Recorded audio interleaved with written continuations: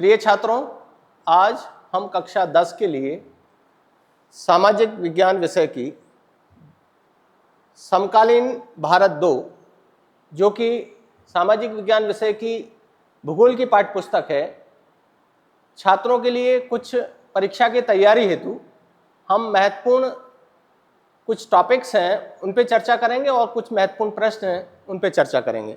तो हमारी ये जो पाठ्य सामग्री है कक्षा 10 के छात्रों के लिए है और बड़ी महत्वपूर्ण सामग्री है। तो हम देख रहे हैं कि कक्षा 10 में सामाजिक विज्ञान का जो पहला चैप्टर है संसाधन एवं विकास,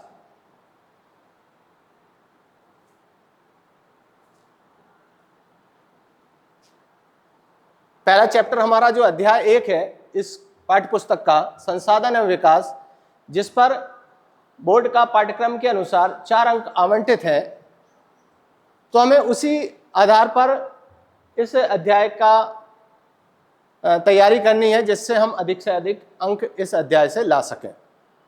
तो ये हमारा अध्याय है 4, जिस पर 4 अंक आवंटित हैं। तो हमें इस अध्याय में क्या क्या प्रमुख जो टॉपिक्स हैं उन टॉपिक्स पे हम चर्चा करेंगे। महत्वपूर्ण टॉपिक्स जो हमारे हैं इसको देखेंगे हम। सबसे पहले हम देखेंगे संसाधन से क्या आशय है, संसाधनों का वर्गीकरण, संसाधनों के अंधाधुंध दोहन से उत्पन्न क्या समस्याएं हो रही हैं, सतत पोषणीय विकास पर चर्चा करेंगे जिसका एजेंडा 21 क्या है, भारत में संसाधन का नियोजन किस प्रकार से होता है, संसाधनों का किस प्रकार से संरक्षण करना चाहिए इस पर भी चर्चा करेंगे, भू संसाधन, भूमि निम्नीकरण के कारणों पर चर्चा करेंगे और भूमि निम्नीकरण के क्या उपाय हैं ये। इसके अलावा भारत में मृदाओं का वर्गीकरण एवं उनकी विशेषताएं, मृदा अपरदन और संरक्षण, चादर अपरदन क्या है, समुच्चय जुताई क्या है, ये हमारे इस अध्याय के प्रमुख विषय वस्तु कहें या हमारे महत्वपूर्ण टॉपिक हैं जिन पर हमारे 1 अंक के या 2 अंक अथवा 3 अंक के प्रश्न आने की संभावना रहती है। तो इन्हीं पर आधारित हम उन प्रश्नों की तैयारी के लिए आपके समक्ष कुछ महत्वपूर्ण प्रश्नों को रख रहे हैं। वो प्रश्न हमारे इस प्रकार से हैं, जैसे ही पहला ही हमारा प्रश्न है, टॉपिक भी था और महत्वपूर्ण बिंदु था कि संसाधन से क्या आशय है। पहला ही हमारा प्रश्न है संसाधन से क्या आशय है और 2 नंबर में ये बड़ा महत्वपूर्ण प्रश्न रहता है। तो हमारा कहने का तात्पर्य संसाधन पर्यावरण में उपलब्ध प्रत्येक वस्तु जो हमारी आवश्यकताओं को पूरा करने में प्रयुक्त की जा सकती है और जिसको बनाने के लिए प्रौद्योगिकी उपलब्ध है, एक संसाधन है। तो हमारी पृथ्वी पर जितने भी जैविक या अजैविक पदार्थ हैं जो मानव की आवश्यकताओं को पूरा करते हैं, परिभाषा को या उसके आशय को हम अपने हिसाब से भी लिख सकते हैं। वर्डिंग अलग अलग हो सकती है, जरूरी नहीं कि ऐसा ही हो। हम अपने हिसाब से सुगम और सरल तरीके से भी हम इस आशय को स्पष्ट करके लिख सकते हैं। तो संसाधन से आशय हमारा है कि पर्यावरण या हमारी पृथ्वी पर पाए जाने वाले जितने भी जैविक या अजैविक पदार्थ हैं, जैविक में से मतलब है पेड़ पौधे, वनस्पति, जीव जंतु, और अजैविक पदार्थ से मतलब जितने भी खनिज पदार्थ हैं, चाहे वो धात्विक हों चाहे अधात्विक हों, जिन्होंने मानव ने जिसका उपयोग किया है और उसमें प्रौद्योगिकी उपलब्ध है, प्रौद्योगिकी की सहायता से हम उसको रूप परिवर्तन करके उसको अपने उपयोगी बनाते हैं, वो सारे हमारे क्या कहलाते हैं, संसाधन कहलाते हैं। तो इस पर आधारित एक छोटा सा प्रश्न बनता है। ये 2 अंक का प्रश्न हमारे परीक्षाओं में पूछा जा सकता है। तो ये हमारा संसाधन से आशय है। नेक्स्ट प्रश्न हम देखें, संसाधनों का वर्गीकरण।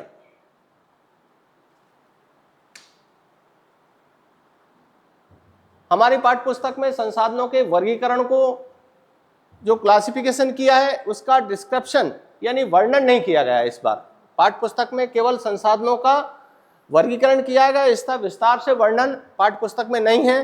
तो हमें केवल वर्गीकरण को ध्यान रखना है। कई बार 1 या 2 मार्क्स में वर्गीकरण पूछ लेते हैं कि हमारे जो संसाधन हैं उन संसाधनों का जो वर्गीकरण किया है उनको कितने कितने भागों में बांटा गया है। तो सबसे पहले हम देखें उत्पत्ति के आधार पर जो वर्गीकरण किया है उसमें हमने दो भागों में डिवाइडेशन किया है, जैविक और अजैविक।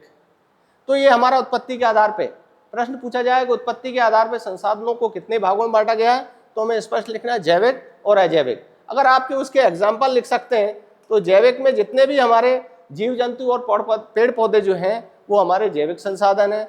अजैविक में जितने भी हमारे खनिज पदार्थ हैं, अजैविक में जितने भी हमारे खनिज पदार्थ हैं वो सारे अजैविक संसाधन के अंतर्गत आते हैं। अब खनिज में हमारा लोहा भी हो गया, सोना भी हो गया, अभ्रक भी हो गया, चूना पत्थर भी हो गया, मैग्नीज हो गया, डिफरेंट टाइप्स के जो हमारे मिनरल्स हैं वो सारे हमारे अजैविक संसाधन में आ जाते हैं। तो ये हमारा उत्पत्ति के आधार पे, यानी इनकी उत्पत्ति किस प्रकार से हुई। दूसरा है समाप्तता के आधार पे, कि हमारा समाप्तता के आधार पर कुछ संसाधन ऐसे हैं जो जल्दी समाप्त हो जाएंगे, कुछ संसाधन ऐसे हैं जो समाप्त नहीं होंगे।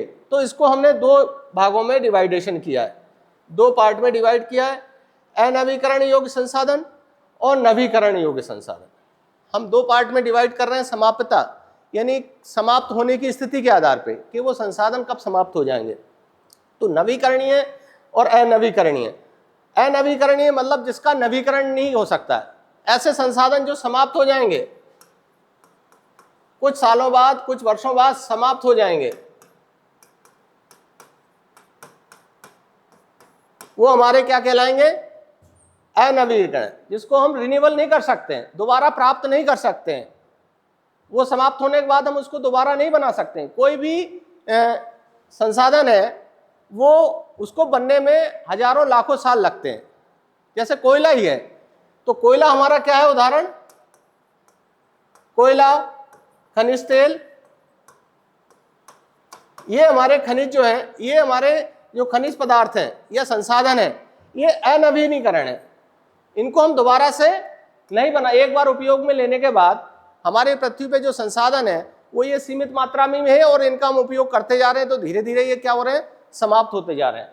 तो ऐसे कई और भी संसाधन हैं जो जिनका हम उपयोग कर रहे हैं और उसके बाद दोबारा से हम उसका उपयोग नहीं कर पा रहे हैं, यानी सीमित मात्रा में है, तो इसको अनवीकरण है, यानी दोबारा से इसको हम बना नहीं सकते हैं। और दूसरा है नवीकरणीय योग्य। नवीकरणीय योग्य मतलब ऐसे संसाधन जिसको हम कई बार यूज करते जा रहे हैं और दोबारा हम उसको प्राप्त करते जा रहे हैं। जैसे हवा है, पानी है, ये सारे क्या है, नवीकरणीय है। सौर ऊर्जा है, नवीकरणीय ऊर्जा का संसाधन है। तो इसको हम कई बार यूज भी कर रहे हैं, लेकिन हमारे ये संसाधन कभी समाप्त नहीं होंगे, इनको हम दोबारा प्राप्त कर सकते हैं। तो दो प्रकार के समाप्तता पे हो गए। ऐसे ही स्वामित्व के आधार पे जो वर्गीकरण दिया है, जिसमें व्यक्तिगत है, सामुदायिक है, राष्ट्रीय और अंतर्राष्ट्रीय स्तर के। व्यक्तिगत संसाधन जो किसी व्यक्ति विशेष के होते हैं वो व्यक्तिगत संसाधन कहलाते हैं। सामुदायिक मतलब जिस समुदाय विशेष का या कम्युनिटी के जिन पर जिनका अधिकार होता है वो सामुदायिक हमारे संसाधन कहलाते हैं। राष्ट्रीय स्तर किसी राष्ट्र के अंतर्गत जो आते हैं, और अंतर्राष्ट्रीय जो पूरे विश्व के अंतर्गत जिसके उसका अधिकार क्षेत्र होता है वो अंतर्राष्ट्रीय स्वामित्व उसके ओर रहता है, उसको हम अंतर्राष्ट्रीय स्वामित्व के आधार पर ये चार भागों में डिवाइडेशन किया है। इसी प्रकार विकास के आधार पर हम इनको भी तीन प्रकार के स्तर पर इसको डिवाइड किया, संभावी, विकसित और संचित कोष। इस प्रकार हम देखा जाए कि इस प्रकार हम संसाधनों का वर्गीकरण कर सकते हैं। तो इस पे भी 1 या 2 नंबर के प्रश्न आसानी से आ सकते हैं। नेक्स्ट हमारा है टॉपिक नवीकरणीय योग्य संसाधनों को स्पष्ट कीजिए। अब यहाँ उसी प्रश्न को थोड़ा सा जो हमारे समाप्तता के आधार पर संसाधनों का जो वर्गीकरण किया है उसी पर आधारित कोई 2 नंबर का प्रश्न पूछ लिया जाए कि नवीकरणीय योग्य और अनवीकरणीय योग्य संसाधनों में अंतर स्पष्ट कीजिए। तो नवीकरणीय योग्य जो संसाधन है वे संसाधन है जिन्हें भौतिक, रासायनिक और यांत्रिक प्रक्रियाओं द्वारा नवीकृत या पुनः उत्पन्न किया जा सकता है, उसको हम नवीकरणीय या रिन्यूएबल रिसोर्सेज कहते हैं, अथवा पुनः पूर्ति योग्य संसाधन कहा जाता है। उदाहरण के लिए सौर ऊर्जा मैंने कहा, पवन ऊर्जा, जल, वन, वन्य जीव, ये हमारे नवीकरणीय ऊर्जा के स्रोत हैं। इसी प्रकार अनवीकरणीय ऊर्जा के स्रोत जिनको हम दोबारा से प्राप्त नहीं कर सकते। इन संसाधनों का विकास एक लंबे भूवैज्ञानिक अंतराल में होता है। खनिज और जीवाश्म ईंधन इस प्रकार के संसाधन के उदाहरण हैं। जितने भी हमारे खनिज पदार्थ हैं, या हम यहाँ उदाहरण दे रहे हैं कोयले का और खनिज तेल का, तो इनको बनने में लाखों वर्ष लग जाते हैं। तो ऐसी स्थिति में ये हमारे अनवीकरणीय संसाधन है, और इनमें कुछ संसाधन जैसे धातुएं जो हैं वो चक्रीय हैं। जैसे लोहे है, लोहा हमारा एक बार हमने जिसको यूज किया और वो बेकार हो गया, तो हम उसको रिसाइकिल करके उसको पिघला के दोबारा से लोहा या दूसरे उसको सांचे में डाल के कोई दूसरी चीज बना सकते हैं, यानी पुनः चक्रीय है। और कुछ संसाधन जैसे जीवाश्म ईंधन अचक्रीय है। कोयले को एक बार हम जलाएंगे तो राख बन जाएगा, उस राख से हम दोबारा से कोयला नहीं बना सकते, यानी इसका साइकिल नहीं रहता है, अचक्रीय है ये, एक बार प्रयोग के साथ ही समाप्त हो जाता है। जबकि लोहा ये चक्रीय है, एक बार यूज किया, थोड़ा बहुत जंग लगेगा, लेकिन हम उसको पिघला के बचे हुए स्क्रैप में डाल के दोबारा से उसको गला के दोबारा से यूज कर सकते हैं। नेक्स्ट टॉपिक हमारा मानव द्वारा संसाधनों का अंधाधुंध, मानव द्वारा संसाधनों के अंधाधुंध उपयोग कौन सी मुख्य समस्याएं पैदा हो गई, उपयोग से कौन सी मुख्य समस्याएं पैदा हो गई। यानी हम देख रहे हैं कि हमारे पृथ्वी पर जो संसाधन है वो सीमित मात्रा में है, लेकिन मानव ने अपने विकास के लिए, देश के विकास के लिए जो अंधाधुंध दौड़ है विकास की, उसमें उन संसाधनों का इतनी तेजी से दोहन किया है कि हमारे यहाँ संसाधन जो है वो कम होते जा रहे हैं। कम होने से तात्पर्य है कि आने वाली पीढ़ी को शायद वो संसाधन ना बचे। तो इन संसाधनों का जितना तेजी से हम दोहन कर रहे हैं, क्या इनके दोहन से हमारे सामने कोई समस्याएं आएंगी, क्या समस्याएं उत्पन्न हो रही हैं, तो उन समस्याओं पे क्यों समस्याएं उत्पन्न हो रही हैं, उससे क्या किस प्रकार का जो समाज है वो देखने को मिल रहा है। तो संसाधन, जब हम तेजी से खनिज पदार्थों संसाधनों का उपयोग करते हैं तो क्या क्या स्थिति बनने को निर्मित होती है। तो हम देख रहे हैं कि संसाधन जो है कुछ व्यक्तियों के लालचवश के कारण संसाधन समाज के कुछ लोगों के हाथ में ही आ जाते हैं, यानी कुछ लोगों के पास संसाधन बचे रहेंगे, कुछ लोगों के पास संसाधन बिल्कुल नहीं रहेंगे। और ये सब किसके कारण होता है, लालच के कारण, लाभ के कारण, अधिक से अधिक लाभ कमाना।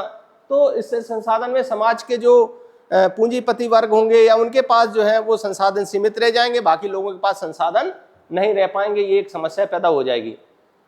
एक और हो सकता है कि जिससे समाज के दो हिस्सों की संसाधन संपन्न और संसाधनहीन अर्थात अमीर और गरीब में बढ़ जाएगा, ये सबसे बड़ी बात हो जाएगी। एक तो संसाधनहीन और संसाधन संपन्न ऐसे व्यक्ति समाज में रहेंगे जिनके पास संसाधनों की कोई कमी नहीं रहेगी। क्यों, उनके पास पैसा है तो वो किसी भी संसाधनों का उपयोग अपने देश से या दूसरे देशों से मंगा के उसका उपयोग कर सकते हैं। और एक होंगे संसाधन विहीन, यानी संसाधन बहुत कम रहेंगे तो उन लोगों के पास संसाधन जो है वो नहीं पहुंच पाएंगे।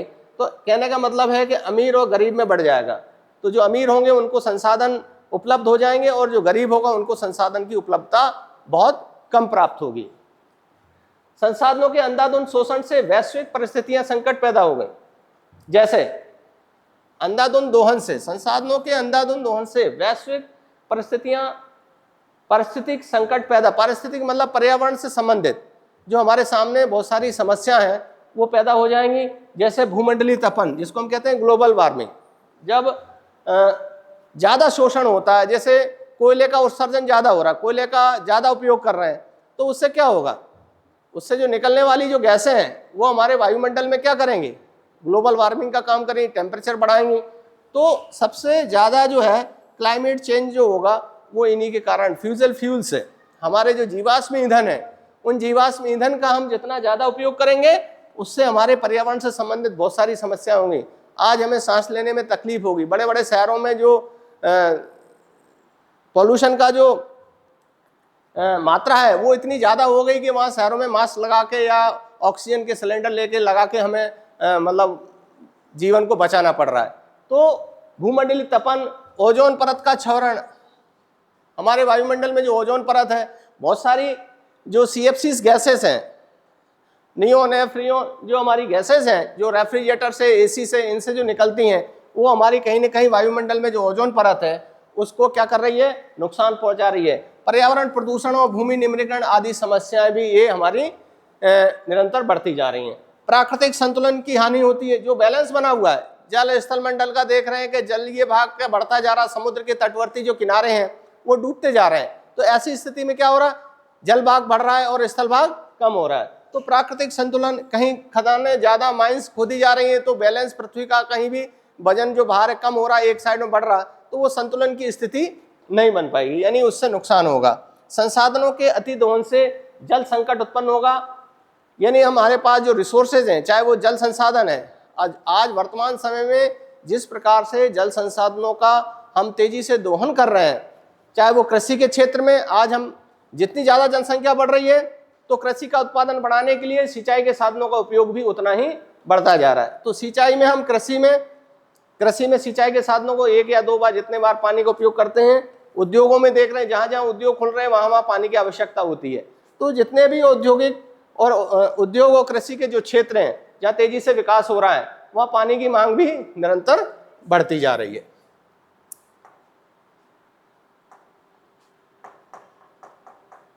अब हम देखें मृदा अपरदन से क्या तात्पर्य है। ये हमारे छोटे छोटे प्रश्न हैं जो 2-2 नंबर के आते हैं। मृदा अपरदन से मतलब मृदा का कटाव। मृदा अपनी जगह से कैसे हटती है, तो बहते हुए जल, अब मृदा किससे हट सकती, पानी से, पवन से, हिमानी के द्वारा मृदा के कटाव और उसके बहाव की प्रक्रिया को मृदा अपरदन कहा जाता है। यानी ये ऐसी प्रक्रिया है, पानी जब बरसात होती है तो पानी के साथ बह के मृदा जो है, मिट्टी जो है ऊपर से बह के पानी के साथ घुल के चली जाती है, उसे मृदा अपरदन कहते हैं। पवन के द्वारा हवा चलती है, तो गर्मियों के ऋतु में देखा होगा कि जब हवा तेज चलती है तो मिट्टी भी उड़ती है, तो वो भी एक प्रकार का अपरदन। तो ये जल, पवन और हिमानी ये कारक हैं जिनके माध्यम से मृदा यानी मिट्टी एक स्थान से दूसरे स्थान पर चली जाती है, तो उसी को हम कहते हैं मृदा अपरदन। अगला टॉपिक है हमारा सतत पोषणीय विकास। सतत पोषणीय विकास क्या है, पर्यावरण को बिना नुकसान पहुंचाए, यानी हमारा जो पर्यावरण है उसको बिना नुकसान पहुंचाए और वर्तमान विकास की प्रक्रिया भविष्य की पीढ़ियों की आवश्यकताओं की अवहेलना न करें। यानी हम विकास करें, हम उन संसाधनों का उपयोग करें, लेकिन आने वाली पीढ़ी के लिए हमारे पास वो बचा के रखना है, जिससे वो आने वाले समय में उनको कुछ मिल सके। ऐसा नहीं कि हम अंधाधुंध में आज जो संसाधन है वो सारे समाप्त कर दें और आने वाली पीढ़ी हमें कहे कि हमारे लिए क्या बचा है। तो हम विकास तो करें, ऐसा विकास करें कि हम आने वाले के लिए, पीढ़ी के लिए भी संसाधनों को सुरक्षित रख सकें। यह हमारा कहलाता सतत पोषणीय विकास। नेक्स्ट है हमारा संसाधनों का संरक्षण के कोई 2 उपाय। संसाधन जो है हमारे बहुत तेजी से कम होते जा रहे हैं, हम अंधाधुंध दौड़ में संसाधनों का उपयोग कर रहे हैं। हर एक देश चाहता है कि मेरा देश विकास करे, तो संसाधनों, जो देश के अंदर जो संसाधन है वो उनका बहुत तेजी से उपयोग हो रहा है, तो वो बहुत तेजी से खत्म हो रहा है। तो संसाधनों का संरक्षण हम कैसे कर सकते हैं, तो इसके लिए यह है कि भविष्य में आने वाली पीढ़ियों के लिए संसाधन बचा के रखें। हमारे आने वाली पीढ़ी है उनके लिए हम संसाधन कैसे बचाएंगे, हम उन संसाधनों के बदले में कोई ऊर्जा का, जैसे कोयला ही है, कोयला हमारा संसाधन है, तो कोयले के स्थान पे हम पवन के द्वारा, सौर ऊर्जा के द्वारा, इनके द्वारा विद्युत का उत्पादन कर सकते हैं और संसाधनों का संरक्षण कर सकते हैं। विकास की अंधाधुंध से बचा जाए। हर देश आज विकसित होना चाहता है। भारत विकासशील देश है और भारत भी क्या बनना चाहता है, विकसित देश बनना चाहता है। तो जो बेसिक आवश्यकताएं हैं, विद्युत है, पानी है, यातायात के साधन है, इनमें सभी में ऊर्जा की आवश्यकता होती है। और हम खनिजों की आवश्यकता, जितने उद्योग धंधे होंगे, जितनी फैक्ट्रियां होंगी, जितने संचार के साधन होंगे, यातायात के साधन होंगे, उनसे हम तुलना करते हैं कि हमारा देश विकास कर रहा है। तो ये विकास में हम ऐसे नहीं दौड़ें कि हमारे संसाधनों का हम दुरुपयोग करें और विकास से, तो अंधाधुंध दौड़ से बचना चाहिए कि हम अंधाधुंध दौड़ ना करें। नेक्स्ट प्रश्न है हमारा भूमि निम्नीकरण के 2 कारण। यानी हमारी जो भूमि मृदा है वो दिनों दिन क्या होती जा रही है, उसमें उसकी गुणवत्ता में कमी आ रही है। निम्नीकरण से मतलब यहाँ उसकी गुणवत्ता में कमी आना। तो क्यों आ रही है, एक तो वनों का अत्यधिक विनाश हो गया, जंगल खत्म होते जा रहे हैं, पेड़ पौधे वनस्पति जो नेचुरल रूप से मृदा को जीवांश, यानी जो पत्तियां, पेड़ पौधे जो मिट्टी में गिरते हैं मृदा में, तो वो मिट्टी को क्या करते हैं, उपजाऊ बंद करते हैं। यानी ह्यूमस की मात्रा कम हो जाती है अगर वनों का अत्यधिक विनाश होगा। अत्यधिक खनन कार्य से भी मृदा का निम्नीकरण होता है, खनन से भी मृदा जो होती है उसका निम्नीकरण होता है। तो ये हमारे इसके कारण है।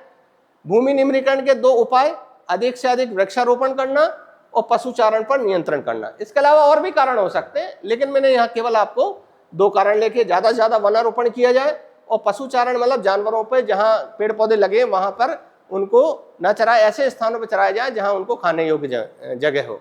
तो अनावश्यक जो पेड़ पौधों को खा जाते हैं, जिससे जो पेड़ पौधे जो लग रहे हैं वो नष्ट हो जाते हैं, तो पशुचारण पर नियंत्रण रखा जाए। मृदा संरक्षण के 2 उपाय। मृदा संरक्षण का हम देखें कि मृदा भी हमारा एक संसाधन है, उनको हम कैसे संरक्षित कर सकते हैं।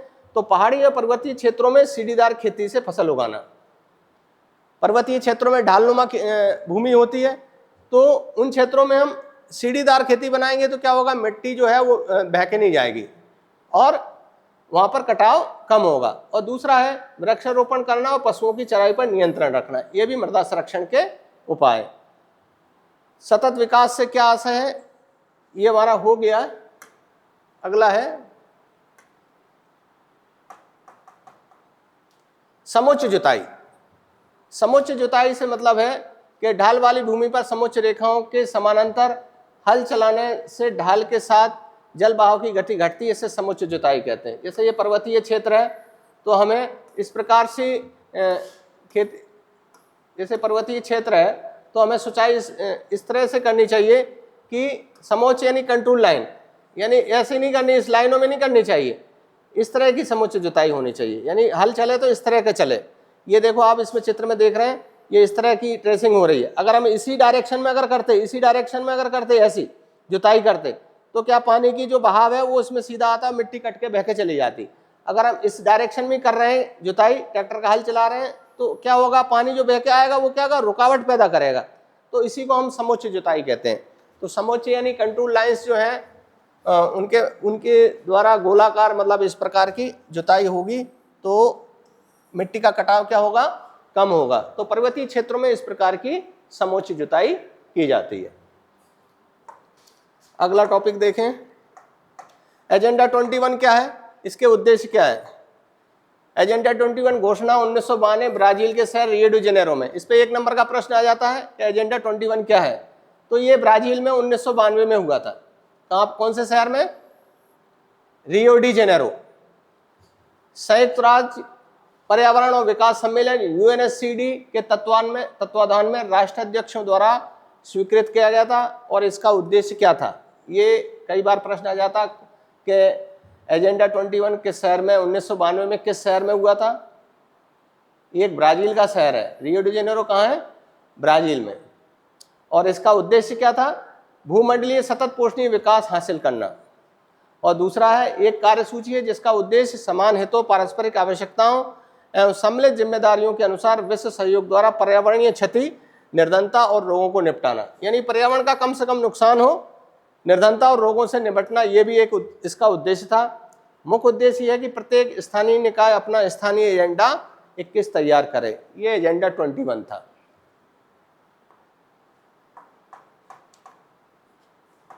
छोटे छोटे प्रश्न है इसमें, अगर बच्चे अगर इसको करेंगे तो बहुत आसानी से हो जाएगा। अवनालिका अपर्दन, कई बार देखा होगा मिट्टी जब बहता हुआ जल मृतिका युक्त मृदाओं को काटते हुए गहरी वाहिकाएं बनाता है। वाहिकाएं मतलब ऐसी खाइयां बना देता है गहरी गहरी। जब मिट्टी ज्यादा कट जाती है, कहीं कहीं नाली टाइप की बन जाती है, इनको वाहिकाएं कहते हैं। ऐसी भूमि को जोतने योग्य नहीं रहती है और इन्हें उत्खात भूमि या बेडलैंड कहते हैं। तो अवनालिका अपर्दन जो है, जहाँ मिट्टी में नालीदार कटाव हो जाते हैं, जैसे ये मिट्टी कट गई है, ऐसी जगहों पर क्या होता है, हल चलाना या खेती करना भी मुश्किल होगा, क्योंकि गहरी गहरी नालियां बन जाती हैं। मिट्टी का यहाँ कटाव हो चुका है, तो कटाव होने से यहाँ खेती करना बड़ा मुश्किल होता है। तो इसी को हम अवनालिका अपर्दन कहते हैं या इसे उत्खात भूमि कहते हैं, बेडलैंड।